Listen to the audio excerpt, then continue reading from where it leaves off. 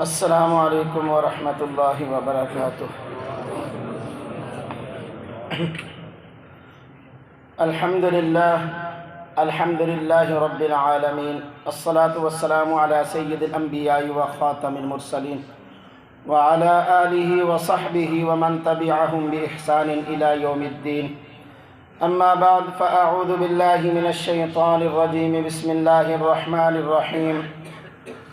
وَاعْبُدُوا اللَّهَ وَلَا تُشْرِكُوا بِهِ شَيْئًا وَبِالْوَالِدَيْنِ إِحْسَانًا وَبِذِي الْقُرْبَى وَالْيَتَامَى وَالْمَسَاكِينِ وَالْجَارِ ذِي الْقُرْبَى وَالْجَارِ الْجُنُبِ وَالصَّاحِبِ بِالْجَنبِ وَابْنِ السَّبِيلِ۔ صدق اللہ وصدق رسولہ النبی الکریم۔ درود پاک پڑھ لیجیے۔ اللہم صلی علی محمد وعلی آل محمد کما صلیت علی ابراہیم وعلی آل ابراہیم انکا حمید مجید۔ اللہم بارک علی محمد وعلی آل محمد کما بارکت علی ابراہیم وعلی آل ابراہیم انکا حمید مجید۔ محترم معزز سامعین، آج کی گفتگو ہمسائے کے حقوق پر کی جائے گی۔ وقت گزرنے کے ساتھ ساتھ ہم اپنی معاشرتی روایات کو بھولے جا رہے ہیں، چھوڑتے جا رہے ہیں۔ آج انہی روایات میں سے ایک قابل قدر روایت کے حوالے سے چند باتیں عرض کی جائیں گی۔ انسان جبلی طور پر عمرانی رجحان رکھتا ہے، یعنی فطری طور پر مل جل کر رہنا پسند کرتا ہے، جنگلوں سے نکل کر شہر آباد کرتا ہے۔ اجتماعی معاشرتی زندگی گزارنا انسانیت کا تقاضا ہے۔ شہری زندگی ہو یا دیہاتی، اجتماعی زندگی سے بھاگ کر اکیلے رہنے کی خواہش انسان کے ہاتھوں انسان کے بے چین ہونے کی وجہ سے ہے کہ انسان نے انسان کو تنگ ہی اتنا کر دیا ہے کہ وہ تنہائی اور اکیلے رہنا پسند کرنا لگ گیا ہے۔ وہ اکیلے رہ کر فارم ہاؤس میں جا کر سکون تلاش کرتا ہے، حالانکہ حقیقی اور سچی خوشی انسانوں میں باہمی انس و محبت اور دوسروں کے کام آتے ہوئے زندہ رہنے میں ہے۔ معاشرے میں خوشگوار تعلقات معاشرے کے خوشحال ہونے اور مہذب ہونے کی علامت ہوتے ہیں۔ انسان کے اچھے سلوک کا پہلا حقدار مخلوق میں سے اس کے والدین اور اس کا خاندان ہے۔ چنانچہ اگر ترتیب کا لحاظ رکھا جائے تو انسان پر سب سے پہلا حق، سب سے پہلا اس کے اللہ کا ہے، جو اس کا خالق و مالک و رازق ہے۔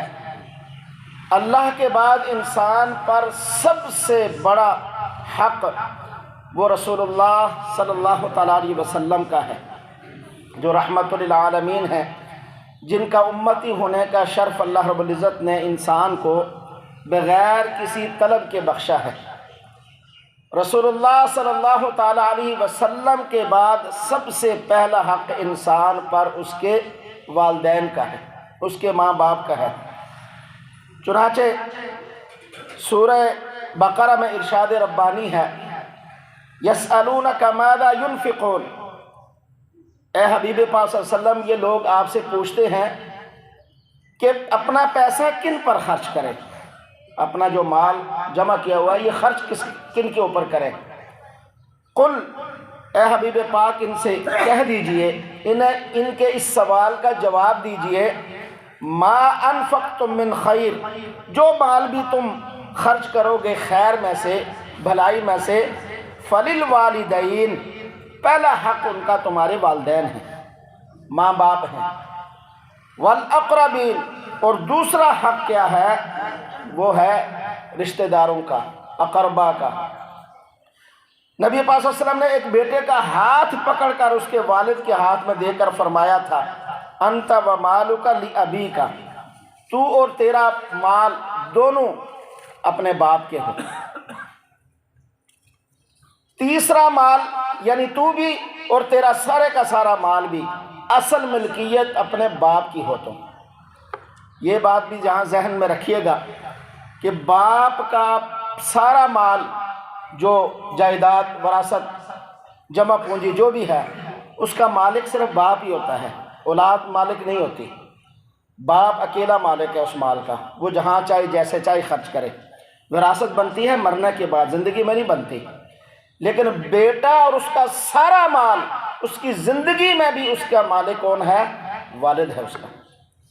یہ بات ذہن میں، آج کل سر پھرے ہوتے ہیں، وہ تھوڑا سا کوئی ہوا میرا حصہ دے دو جی، میرا حصہ دو، میں الگ ہونا چاہنا، تو جو یہ کرے تو اس کے لیے جوتیاں ہیں، مال نہیں ہے، اس لیے کہ وہ حقدار ہی نہیں ہے، زندگی کے اندر کسی کا کوئی حصہ نہیں ہے۔ یہ ذہن میں رکھیے بات، جو اولاد کہے نا بگڑ جائے گی، زندگی میں اولاد کا باپ کے مال میں ایک ٹکا بھی نہیں ہے۔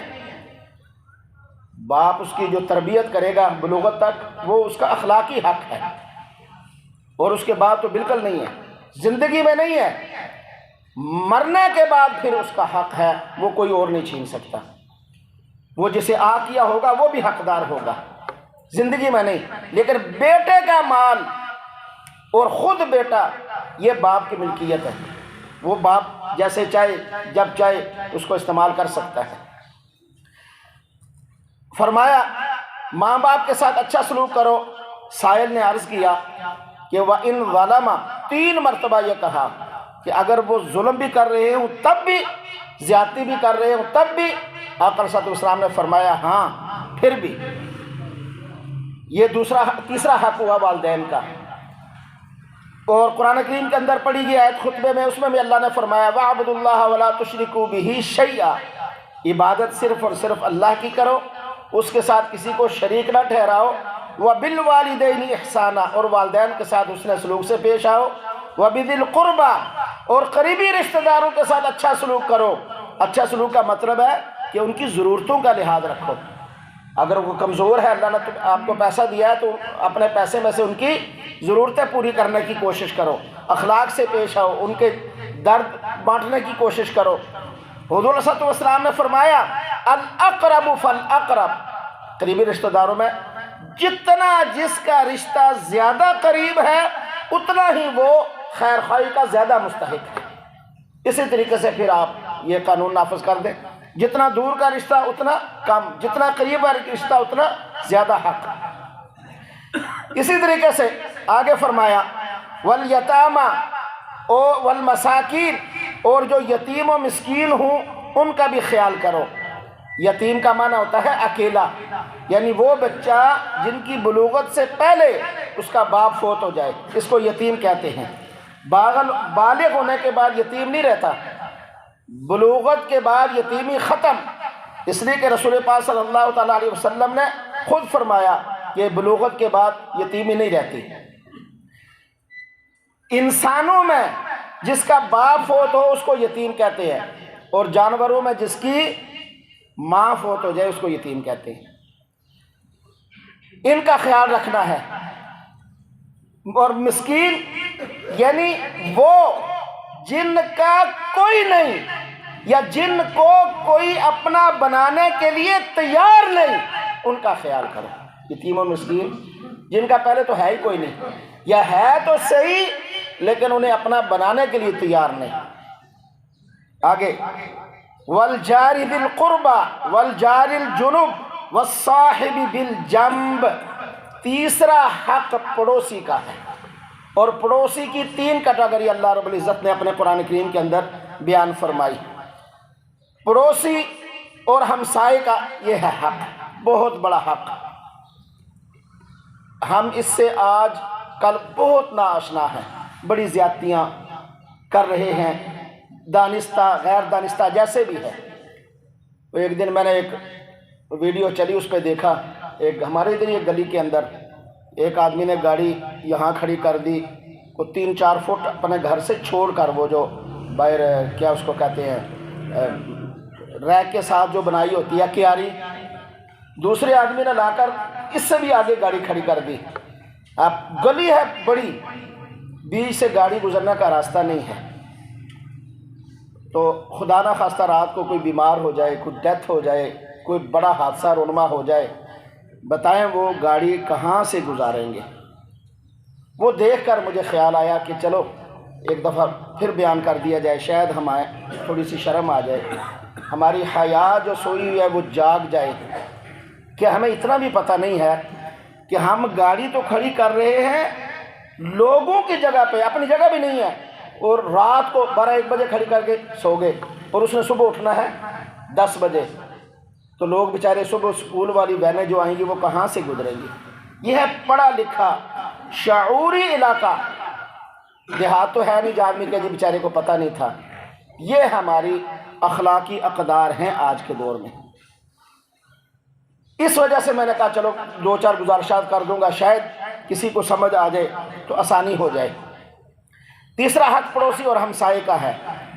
ایک صاحب نے اپنے پڑوسی کی شکایت کی تو نبی پاک صلی اللہ علیہ وسلم نے، توجہ کیجیے گا، سیدنا ابو بکر و عمر و علی رضوان اللہ تعالی اجمعین، تینوں خلفائے راشدین، ان کو بھیجا کہ مسجد نبوی کے دروازے پر کھڑے ہو کر زور سے اعلان کرو، مسجد نبی کے دروازے پہ کھڑے ہو کر زور سے اعلان کرو کہ خبردار 40 گھروں تک پڑوس ہے، دائیں بائیں آگے پیچھے، یہ میرا گھر ہے، 10 گھر ادھر، 10 گھر ادھر، 10 ادھر، 10 ادھر، 40 گھروں تک پڑوس ہے۔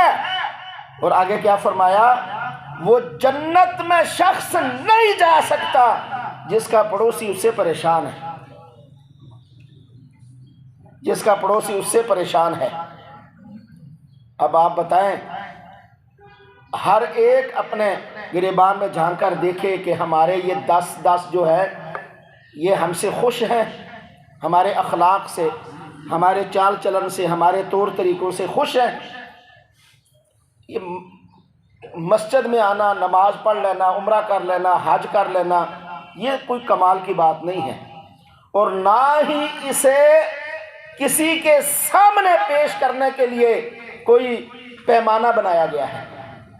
میں بڑا نمازی ہوں جی، کیے پھر نمازیاں تھے، میں نے الحاج لکھایا، بہت 20-30 حج کیے تھے، حج کیتے نے، کون سا ہاں جی تو نے کوئی بڑی ہمت والا کام کیا ہے تم نے؟ یہ کوئی کمالات نہیں ہے۔ کمال تو یہ ہے کہ پڑوس والے اس سے خوش ہیں، اقربا اس سے خوش ہیں، رشتہ دار اس سے خوش ہیں، اور پڑوس میں کیا آتا ہے وہ سن کر پھر آپ نے فیصلہ کرنا ہے کہ ہم سے یہ لوگ خوش ہیں یا نہیں خوش۔ رسول اللہ صلی اللہ علیہ وسلم نے، قرآن نے پڑوسی کی 3 قسمیں بیان فرمائی ہیں۔ وہ 3 قسمیں کون سی ہیں؟ اللہ پاک نے الجاری ذی القربہ، ایک وہ پڑوسی جو پڑوسی بھی ہے، رشتہ دار بھی ہے، والجار الجنب، رہائش کے لحاظ سے قریبی ہے پر رشتہ دار نہیں ہے، والصاحب بالجنب، اور آپ کے آس پاس پہلو میں بیٹھنے والا، چاہے وہ صف میں بیٹھنے والا ہو، چاہے دکان کے ساتھ دکان ہے، چاہے کاروبار کے اندر شراکت دار ہے، سجے کھبے، یہ سارے پڑوسی کے اندر آتے ہیں۔ چاہے آپ کہیں کوئی چیز لے رہے ہیں، آپ کی لائن میں کھڑا ہونے والا آگے پیچھے ہے، والصاحب بالجنب، یہ سارے پڑوسیوں کے اندر آتے ہیں۔ چاہے دفتر میں ساتھ والی سیٹ پہ بیٹھنے والی میل فیمیل ہے، یہ ساری گاڑی کے اندر سفر کے دوران آپ کے ساتھ بیٹھنے والا سیٹ پہ، یہ سارے کے سارے، یا آپ کا شاگرد، آپ کا ٹیچر، یہ سارے کے سارے والصاحب بالجنب کے معنی میں اندر آتے ہیں۔ یہاں تو ہماری اخلاقی اقدار اتنی گر گئی ہیں، مسجد کے اندر بھی ہم جب بیٹھے ہوتے ہیں تو جگہ نہیں ہوتی، ایک بابا آ کر بیچ میں گھس جاتا ہے، کتنی سی جگہ ہوتی ہے، اس نے دائیں بائیں نہیں دیکھنا یار کچھ جگہ ہے کہ نہیں ہے، بس دونوں گوڑے رکھے اور دھرل بیچ میں، اپنی آنکھوں سے ساتھ والے کو تانگ ہوتا دیکھا، وہ بیچارہ دیکھتا ہے، بس میں نہیں ہوتا مسجد میں، وہ کیا کرے، اس کو شرم نہیں آتی، جو بیٹھا یار جگہ ہی نہیں ہے، میں نہ بیٹھوں پیچھے بیٹھ جاؤں، اتنی اگر پہلی صف میں بیٹھنے کی خواہش ہے، دل کرتا ہے، تو پہلے تکلیف کر لے آدمی، گھر سے نکلا آ کے بیٹھے۔ جو پہلے بیچارہ آ کر بیٹھا ہے اس کو تکلیف دینے کی کیا ضرورت ہے؟ ایک آدمی بیٹھا ہے، قرآن پاک پڑھ رہا ہے، اٹھ کے قرآن رکھنے کے لیے گیا ہے، یہ بھی نہیں دیکھ رہا یار وہ قرآن رکھنے گیا، اس نے واپس آ کر ادھر ہی کھڑے ہونا ہے، پیچھے سے دھڑک کھڑا ہو گیا آگے آ کے چودھری بن کے۔ وہ بیچارہ واپس آ کے کئی مرتبہ میں نے دیکھا وہ بیچارہ پھر شرمندگی تو پیچھے چلا جاتا ہے، وہ نہیں ہلتا جو پیچھے سے آگے آیا ہے۔ یہ بھی پڑوس کا حق سلب کرنا ہے۔ پیچھے سے آئے ہیں، پیچھے بیٹھ جائے، جب دیکھی جگہ خالی ہے ٹھیک ہے، نہیں خالی ہم نے ثواب اپنی جو ہے نا وہ ذہن سے، اس میں زیادہ ثواب ہے۔ پہلی صف میں اگرچہ بہت ثواب ہے، لیکن یہ نہیں ہے کہ دوسرے کے وہ وکھچ گوڑا مار کے کونی مار کے پھر تنہوں ثواب ملے گا، یہ تو نہیں ہے ثواب، یہ تو گناہ ہے کہ آپ نے ایک مسلمان کو تکلیف دی پھر آپ نے ثواب کمایا۔ حضرت جابر بن عبداللہ فرماتے ہیں کہ نبی پاک صلی اللہ علیہ وسلم نے فرمایا الجیران ثلاثہ، پڑوسی حقوق کے لحاظ سے تین طرح کے ہیں، فجار اللہ حق واحد، ایک وہ جس کا ایک حق ہے، وہو ادنی الجیران حقا، اور یہ حق کے لحاظ سے سب سے کم درجے کا وہ حق رکھتا ہے، اور فرمایا سب سے نچلے درجے کا، وجار اللہ حقان، ایک پڑوسی 2 درجے کا حق رکھتا ہے، وجار اللہ ثلاثۃ حقوق، اور ایک پڑوسی وہ 3 درجے حق رکھتا ہے۔ فرمایا آگے توجہ کیجئے گا، فَأَمَّا الَّذِي لَهُ حَقٌّ وَاحِدٌ فَجَارٌ مُشْرِكٌ لَا رَحِمَ لَهُ حَقٌّ جَوَارٌ، پہلا وہ پڑوسی جس کا ایک ہی حق ہے، وہ کافر اور مشرک پڑوسی ہے جس کا صرف پڑوس ہونے کا حق ہے، ہاں جی، اس کا اور کوئی حق نہیں، کیونکہ رشتہ ہی کوئی نہیں ہے، مسلمان بھی نہیں ہے، رشتہ دار بھی نہیں ہے، صرف مشرک اور کافر ہے، اس کا بھی ایک حق ہے مسلمان پر، ایک حق۔ ابھی مجھے 100% ذہن میں نہیں ہے، لیکن اتنا مفہوم ذہن میں ہے کہ امام ابو حنیفہ رحمہ اللہ تعالیٰ کا ایک پڑوسی وہ تھا، غیر مسلم تھا، مشرک تھا، اس کو کسی نے کہا کہ یہ گھر بیچ دو، میں نے خریدنا ہے۔ اس نے کہا جی میں اتنے پیاری اور خوبصورت پڑوسی کو چھوڑ کر میں یہاں سے کہیں اور جاؤں، میرا دماغ خراب ہے، میں اتنے پیارے نیک اور صالح پڑوسی کو چھوڑ کر کہیں چلا جاؤں؟ اور حضور نے فرمایا سب سے خوش قسمت ترین وہ شخص ہے جس کا پڑوسی نیک ہے۔ اب نیک سے مراد یہ نہیں ہے کہ ہر سال حج کر کے آندا ہے، عمرہ کرنے جاتا ہے، نماز میں اذان سے پہلے آ کے پہلی صف میں بیٹھتا ہے، یہ نہیں ہے نیک ہونے کا مطلب۔ نیک ہونے کا مطلب یہ ہے کہ وہ اس کا لحاظ رکھتا ہے، مشکل وقت میں اس کے کام آتا ہے، اس کی ضرورتوں کو دیکھتا ہے، اخلاق سے اس سے پیش آتا ہے، یہ ہے نیک۔ ہم نے نیکی کا مطلب صرف یہ بنا لیا ہے کہ بس جی نماز 5 وقت پڑھتا جی، اذان بھی مسجد چ آ جاتا ہے، پڑوسی کہتے یا اللہ دیکھو ساری جان چھڑا کسی طریقے۔ یہ نماز پڑھنا نیکی نہیں ہے، یا یوں کہ صرف یہ نیکی نہیں ہے، اصل تو وہ ہے۔ آگے رسول پاک صلی اللہ تعالیٰ علیہ وسلم نے فرمایا وَأَمَّا الَّذِي لَهُ حَقَّانِ فَجَارٌ مُسْلِمٌ لَهُ حَقُّ الْإِسْلَامِ وَحَقُّ الْجَوَارِ، دوسرا وہ پڑوسی جس کا دگنا حق ہے، وہ ہے مسلمان پڑوسی، ایک پڑوسی ہونے کا حق، دوسرا مسلمان ہونے کا حق۔ وَأَمَّا الَّذِي لَهُ ثَلَاثَةُ حُقُوقٍ، تیسرا وہ پڑوسی جس کے 3 حقوق ہیں، فَجَارٌ مُسْلِمٌ ذُو رَحِمٍ، وہ جو پڑوسی مسلمان بھی ہو قریبی رشتہ دار بھی ہو، اس کے 3 حقوق ہیں۔ ہمارے تو رشتہ دار بھی تنگ ہوتے ہیں، کبھی کیا انگل، کبھی کیا، کبھی کیا، دیہاتوں کے اندر بھی، شہروں کے اندر بھی، پہاڑی علاقوں کے اندر بھی ایسا ہی بہت ہوتا ہے۔ بکری اور ڈوگا کہتے ہیں بدلی پہلی بکری پہلی چ پی گئی، چلو جو بکری نو وٹے مارنے شروع کر دیتے، حالانکہ وہ گھاس جو ہوتی ہے وہ سب کی مشترکہ ہوتی ہے۔ 3 چیزوں کے اندر پوری مخلوق مشترک ہے، آگ، پانی اور گھاس، یہ ملکیت نہیں ہوتی کسی کی۔ یہ زمین کے اوپر جو گھاس اگی ہوتی ہے نا، پہاڑی علاقوں میں بہت زیادہ ہوتی ہے، وہاں اصل جو ہے نا وہ معدنیات یہی ہے کہ جانوروں کے لیے کاٹ کے رکھتے ہیں، پھر سردیوں میں کھلاتے ہیں۔ جب تک وہ کاٹی نہیں گئی اس کا کوئی مالک نہیں ہے، جو مرضی اس کو کھلائے، کاٹنے کے بعد محفوظ کر لی، پھر اس کا مالک بنا۔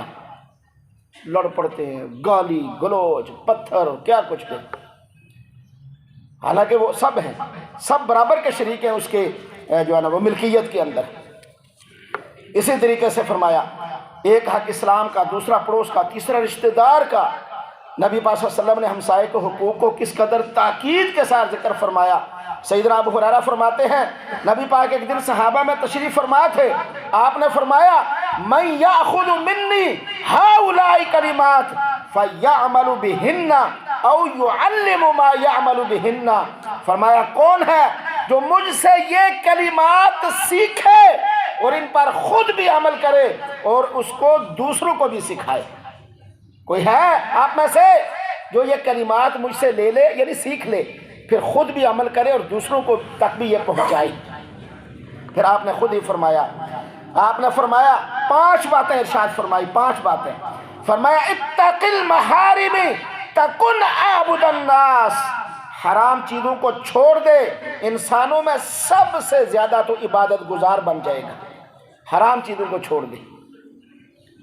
حرام، لوگوں کا مال ناجائز ہر ایک سمجھتا ہے کیا ہے، لیکن ہم حرام کھا کھا کے سارا سال، اب آیا نا رمضان اور شعبان، ہم حج پہ بھی، عمرے پہ بھی چلے جائیں گے، ہاں جی، بائی ٹرک کھڑا کر کے لوگوں کو آٹا بھی بانٹ دیں گے اور کہیں گے چل ان تل گئے ہیں، سابقہ سال کا کام ختم، پھر آئندہ سال کے لیے نیا کام شروع۔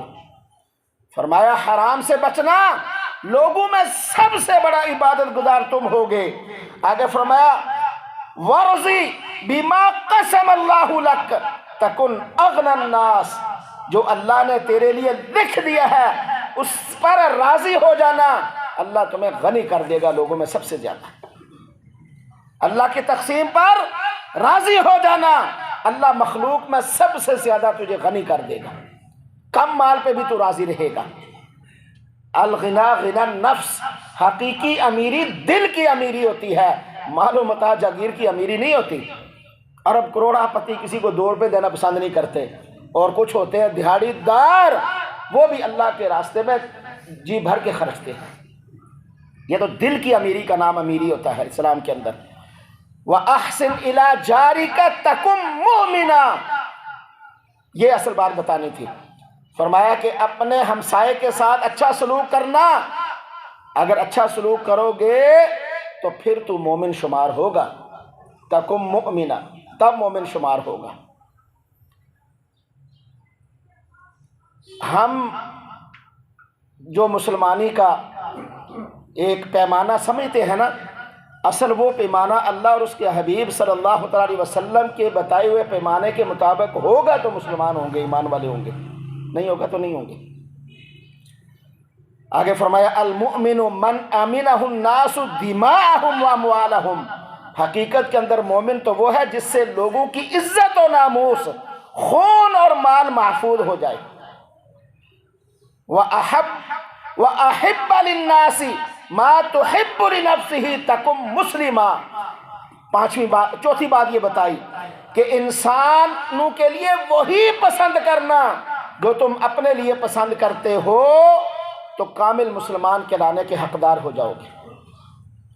پڑوسی تو اور مسلمان کے لیے کیا میں پسند کرتا ہوں مجھے کوئی گالی دے، پسند کرتا ہوں مجھے کوئی تھپڑ مارے، پسند کرتا ہوں میرے کوئی پلاٹ پر قبضہ کرے، پسند کرتا ہوں کہ میں پورا مہینہ کام کروں اور مہینے کے بعد تنخواہ نہ ملے، میں پسند کرتا ہوں پوری دیہاڑی لگانے کے بعد شام کو مالک ہی چھپ جائے، دیہاڑی نہ دے، میں پسند کرتا ہوں کہ میرے دروازے کے آگے کوئی گندگی کا بھرا شاپر لا کے رکھ دے، میں پسند کرتا ہوں میرے دروازے کے آگے موٹر سائیکل یا گاڑی کوئی کھڑی کر دے۔ جب میں خود نہیں پسند کرتا تو مجھے چاہیے یہ ساری چیزیں لوگوں کے لیے بھی پسند نہ کروں۔ ساڈا حق ایتھے رکھ، دوجے دا حق جا ہڑپ، اپنا حق لینا ہے لیکن دوسرے کا نہیں دینا۔ حالانکہ اللہ کے حبیب صلی اللہ علیہ وسلم نے فرمایا، بتایا تھا 2-4 جمعے پہلے اگر ذہن میں ہو، اللہ کے حبیب نے فرمایا کہ دوسروں کے حقوق ان کو ادا کرو۔ اگر اپنا حق کسی کے ذمہ رہ گیا ہے تو یہ نعرہ اسلام کا نہیں ہے، ساڈا حق ایتھے رکھ۔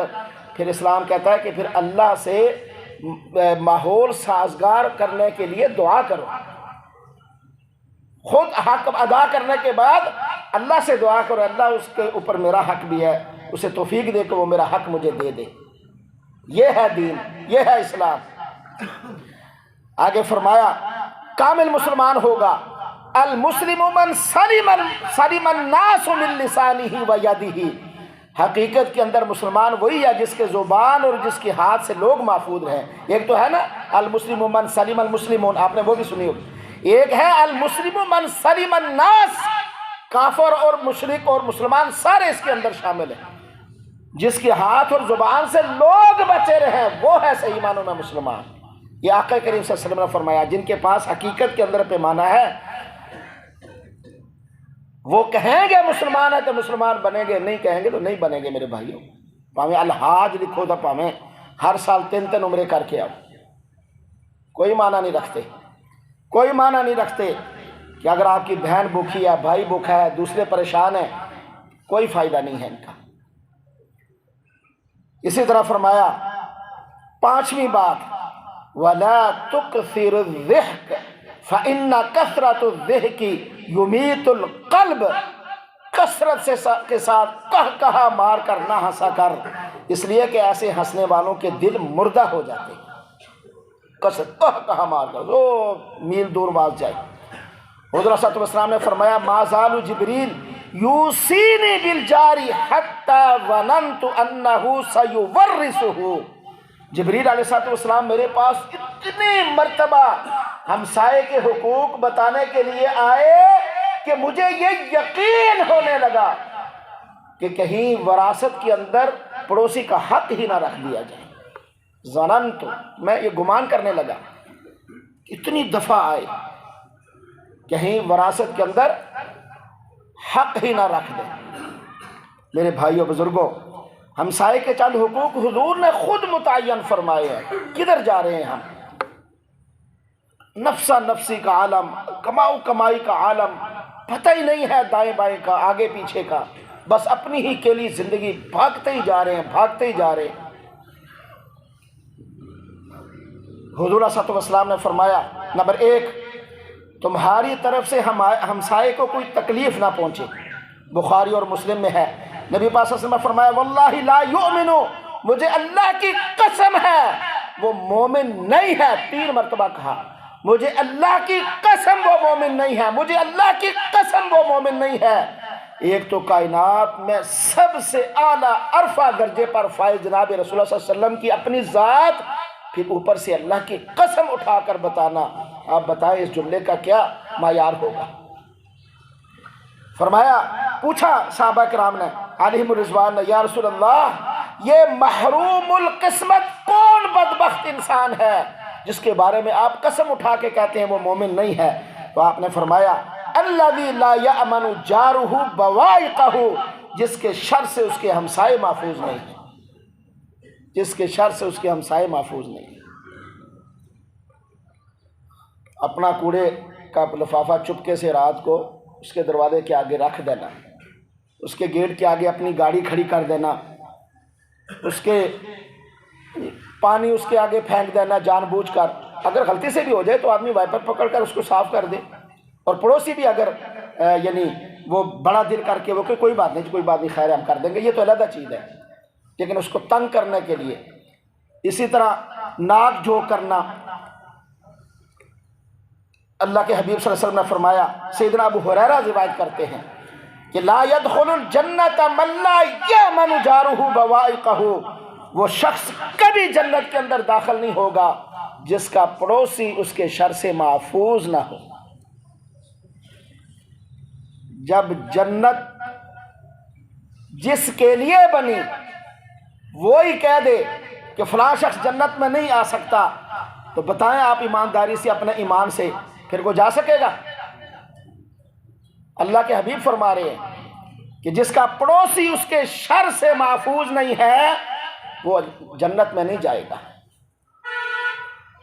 اور یہ کوئی معمولی بات نہیں ہے میرے بھائیوں، رسول پاک صلی اللہ علیہ وسلم نے فرمایا کہ قیامت والے دن بارگاہ خدا بندی میں معاملات کے اندر، عبادات میں نہیں، معاملات کے اندر جو سب سے پہلا قضیہ پیش ہوگا، جو سب سے پہلا ہاں جی عدالت خداوندی کے اندر جو قضیہ پیش ہوگا، جس معاملے کے اندر پیشی ہوگی، وہ فرمایا اول خصمین یوم القیامت الجاران، وہ دو پڑوسیوں کے درمیان معاملات کے اندر جو لڑائی جھگڑا ہوگا وہ قضیہ پیش ہوگا۔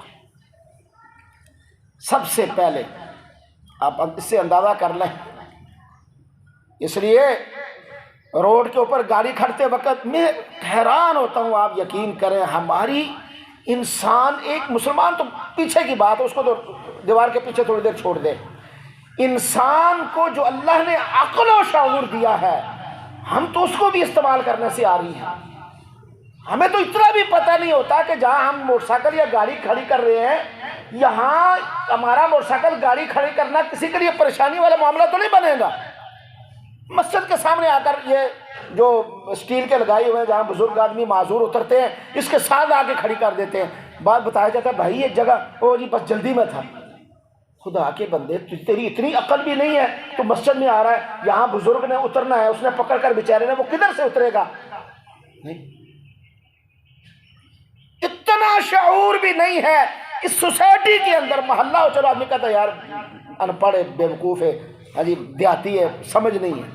یہ سوسائٹی، میں نے آج تک یعنی محلے اور سوسائٹی کی روایات کے اندر کوئی خاص فرق نہیں دیکھا کہ سوسائٹی کے اندر آ کر لوگ تھوڑے سے ذرا تھوڑے سے بہتر ہو جاتے ہیں اپنے معاملات کے اندر، چلنے پھرنے کے اندر، یہ ساری چیزوں کے اندر کوئی فرق نہیں، وہی سارے معاملات۔ ہمیں یہ بھی پتہ نہیں ہے کہاں گاڑی کھڑی کرنی ہے، کہاں موٹر سائیکل کھڑی کرنی ہے۔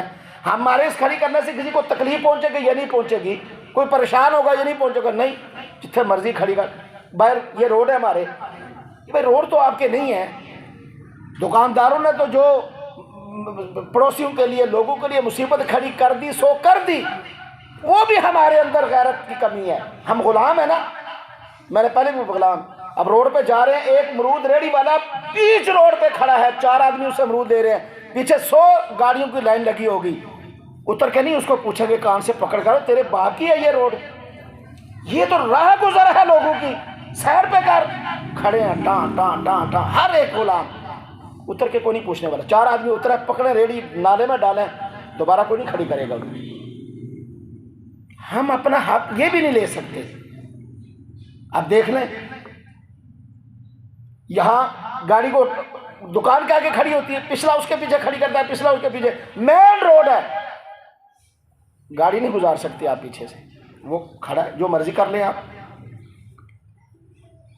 یہ ہے ہماری اخلاقی اقدار۔ اور جو لوگ باہر ممالک میں جاتے ہیں، مگر وہ دیکھیں وہاں کی حالت کیا ہے، ایک کلمہ ہی نہیں ہے ان بد نصیبوں کے پاس بس، ورنہ ہم تو جنت کے لیے ترستے ہی رہ جاتے ہیں۔ یہ تو آقا کریم صلی اللہ علیہ وسلم کی ذات بابرکات کا احسان ہے، یہ کلمہ ان کے صدقے جو اللہ نے ہمیں دیا، بس اسی پہ ہم ناز کرتے ہیں، بس اور تو کچھ نہیں ہمارے پلے ہے کوئی چیز اس کے علاوہ کوئی، یہی ایک کلمہ ہے جس پہ ہم ناز کر رہے ہیں۔ بس ان بد نصیبوں کے پاس یہ کلمہ آ جائے، اعلیٰ جنت کے اعلیٰ جو بالا خانے میں، وہ تو سارے کے سارے پر کر لیں، ہمیں تو اندر جانا ہی شاید نصیب نہ ہو۔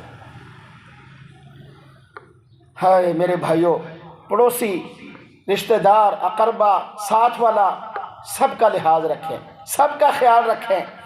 قال رجل یا رسول اللہ صلی اللہ علیہ وسلم ان فلانۃ تذکر من صلاتها وصیامها وصدقتها غیر انها تؤذی جیرانها بلسانها۔ یہ سنیں بڑی توجہ سے، پیارے آقا صلی اللہ علیہ وسلم کے پاس صحابہ آئے، کہا کہ فلاں ایک عورت ہے فلاں جگہ، بڑا صدقہ، خیرات، زکوٰۃ، حج، عمرے، بڑا پڑا ہے اس کا اعمال نامہ عبادت کے ساتھ، لیکن فرمایا غیر انہا تؤذی جیرانہا بلسانہا، اس کی زبان سے اس کے پڑوسی محفوظ نہیں ہیں۔ پیارے آقا صلی اللہ علیہ وسلم، اس کی زبان درازی سے اس کے پڑوسی نہیں بچے ہوئے، اس کے ہاتھ کی تکلیفوں سے پڑوسی بڑے تنگ ہیں۔ تو میرے آقا علیہ الصلوۃ والسلام نے فرمایا ہی فی النار، یہ سارے اعمال نامے اس کے جو نیکیوں سے بھرے پڑے ہیں، ان کے باوجود یہ جہنم کے اندر جائے گی، جہنم کا ایندھن بنے گی۔ قالوا یا رسول اللہ، فرمایا صحابہ نے پوچھا اللہ کے حبیب صلی اللہ علیہ وسلم ان فلانۃ تذکر من قلۃ صیامها وصدقتها وصلاتها ولا تؤذی بلسانها جیرانها، ایک اور عورت کے بارے میں بھی کہا جاتا ہے فرض نماز پڑھ لیتی ہے، کوئی ضروری کوئی صدقہ خیرات نیک عمل ہم نے اس کا نہیں دیکھا، لیکن اس کے پڑوسی اس کے اخلاق سے بڑے خوش ہیں، اس کے پڑوسی اس کے اخلاقی اقدار سے بڑے مطمئن ہیں۔ پیارے آقا علیہ الصلوۃ والسلام نے فرمایا ہی فی الجنہ، یہ جنت کے اندر جائے گی۔ یہ ہے کیٹیگری اصل کے اندر۔ میرے بھائیو، پڑوسیوں کو تکلیف دینا اللہ کے حبیب کا دل دکھانے کے مترادف ہے، یہ سنیں توجہ سے، اور اپنے گریبان میں جھانکیں وہ لوگ جو پڑوسیوں کو تنگ کرتے ہیں کسی نہ کسی بہانے کے اندر، ہاں جی، کہ وہ کیا کر رہے ہیں۔ اللہ کے حبیب نے فرمایا وَمَنْ آذَانِي فَقَدْ مَنْ آذَا جَارَهُ فَقَدْ آذَانِي، جس نے اپنے پڑوسی کو تکلیف دی اس نے مجھے تکلیف دی۔ اور پڑوسی میں نے بتایا نا کہ صف میں بیٹھنے والا ساتھ والا بھی پڑوسی ہے، لائن پہ کھڑا ہونے والا بھی پڑوسی ہے، دفتر کے اندر ساتھ کرسی پہ بیٹھنے والا بھی پڑوسی ہے، گھر کے ساتھ 40 گھر دائیں بائیں آگے پیچھے بھی، دکان والا ساتھ، یہ سارے پڑوسی کے اندر آتے ہیں۔ اور فرمایا ومن آذانی فقد آذى اللہ، اور جس نے مجھے تکلیف دی گویا اس نے اللہ کو تکلیف دی۔ اسی طرح فرمایا ومن حارب جارہ فقد حاربنی، سنیں جو پڑوسی سے لڑتا جھگڑتا ہے وہ ایسا ہی ہے جیسا وہ مجھ محمد سے لڑتا جھگڑتا ہے۔ پڑوسیوں سے لڑنا، گال گلوچ کرنا، ہاں جی، ان کو تنگ کرنا، تکلیف دینا۔ اور ومن حاربنی فقد حارب اللہ، اور جس نے مجھ سے جنگ کی، مجھ سے لڑائی کی، اس نے در حقیقت اللہ سے جنگ کی۔ اور اللہ سے جنگ کرنے والا کبھی جیت سکتا ہے؟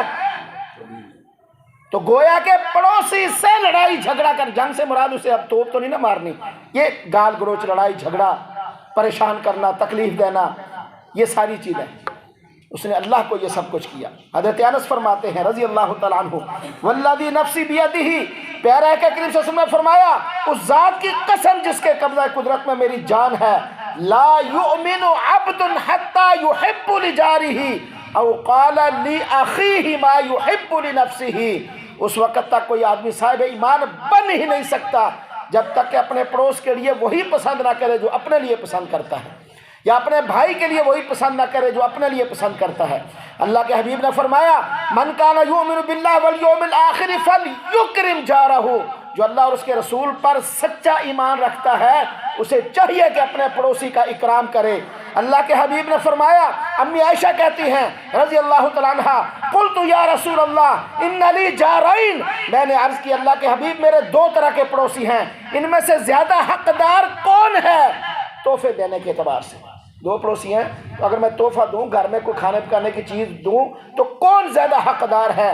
اللہ کے حبیب نے فرمایا کہ الا اقربھا من باب کی بابن، جو تمہارے دروازے کے قریب جس کا دروازہ ہے وہ زیادہ حقدار ہے دور والے دروازے سے۔ اسی طرح میرے بھائیوں، رسول پاک صلی اللہ علیہ وسلم نے فرمایا، سیدنا ابو ذر غفاری رضی اللہ تعالیٰ عنہ روایت کرتے ہیں، رسول پاک صلی اللہ علیہ وسلم نے سیدنا ابو ذر غفاری سے فرمایا یا ابا ذر اذا طبخت برکتن، اے ابو ذر جب کبھی تو شوربے والا سالن بنائے تو فاکثر ماءها، پانی تھوڑا سا زیادہ ڈال دیا کر تاکہ وہ کچھ تھوڑا سا پڑوس والے کو بھی دے آیا کرنا۔ جب تو گوشت وغیرہ پکائے تھوڑا سا پانی بڑھا دینا، 1 بوٹی تھوڑا سا شوربہ پڑوس والوں کو بھی دے دینا، ان کا حق بھی رکھنا۔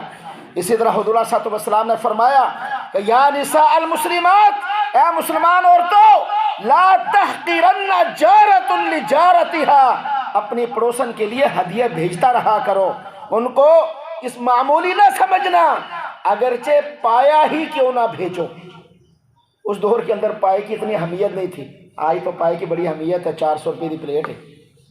یہ بتانے کا مقصد یہ ہے کہ اگرچہ وہ اپنے خود تم اس کو معمولی سبزی یا معمولی چیز کو نہ سمجھو، لیکن پڑوس کا حق جو ہے نا وہ اس کو دیتے رہنا، اگرچہ ایک پایا ہی کو نہ دے دو، آج کل پایا مل جائے وہ تو کمال کی بات ہے۔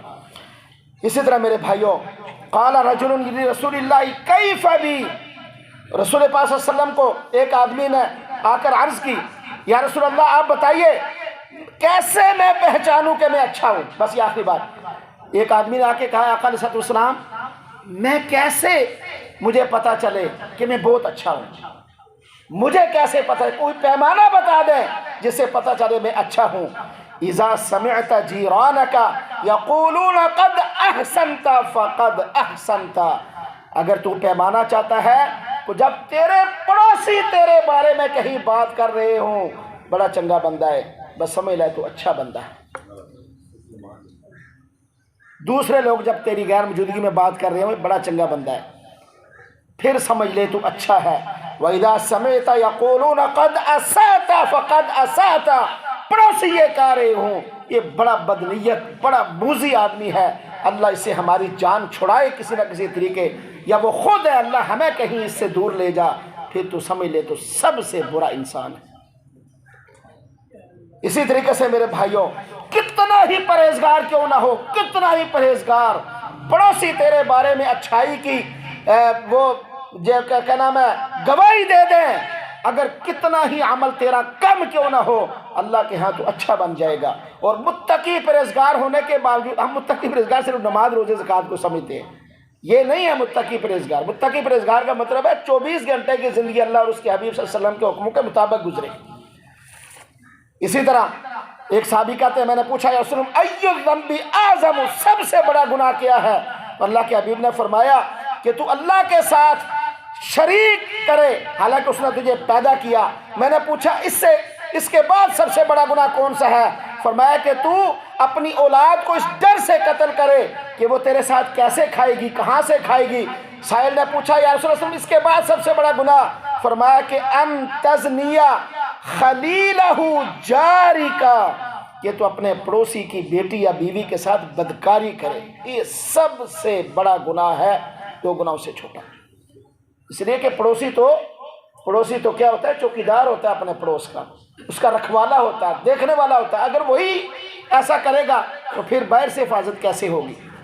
میرے بھائیوں، اللہ سے دعا ہے کہ اللہ رب العزت جو کہا سنا اس پر عمل کی توفیق نصیب فرمائے۔ وما الا اللہ سنت ادا کر لیجیے۔